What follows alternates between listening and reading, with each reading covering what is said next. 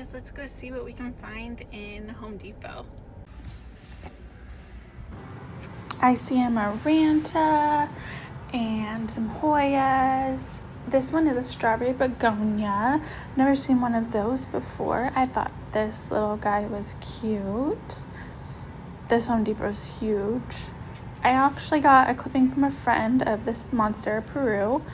And then, do we like this type of pothos? It kind of looks sickly to me. I was hoping it was still there because I saw it last time I was there.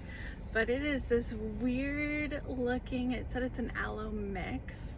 And look how cute he is. And he's got like this really cool texture. Oh my goodness. I'm stoked. And he comes in a white pot. All of my plants are in white pots. Just for the weird aestheticness of it. But I think he is just so cute and weird. I love him.